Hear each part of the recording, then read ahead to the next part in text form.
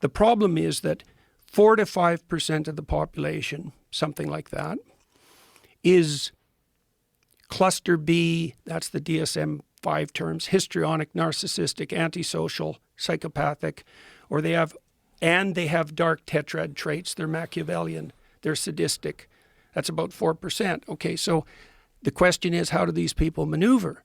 And the answer is they go to where the power is, and they adopt those ideas, and they put themselves even on the forefront of that. Right. But the ideas are completely irrelevant. Right. All they're doing is they're the Pharisees. They're the modern version of the Pharisees. They're the people who use God's name in vain, right? As they proclaim moral virtue. Yes. Doesn't matter whether it's right or left or Christian or Jewish or right. Islam.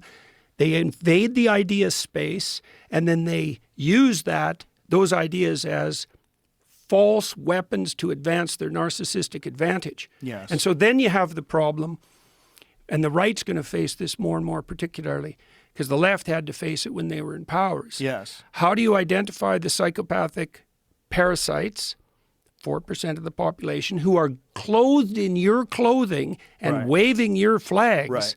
but who are only in it for narcissistic benefit? You know, the people who studied the dark triad, these were people who originally studied psychopaths, and they moved into ordinary personality, so to speak, on the fringes. They showed that the non-criminal psychopaths, so the fringe cases, are Machiavellian. They use their language to manipulate. They're narcissistic.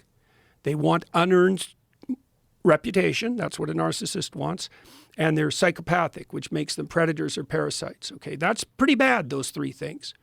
But they had to expand the nomenclature after a while because they found that they were also sadistic, which implied that if you're Machiavellian and narcissistic and psychopathic, you develop a sufficiently bad view of your fellow man that their undeserved pain is a source of pleasure to you.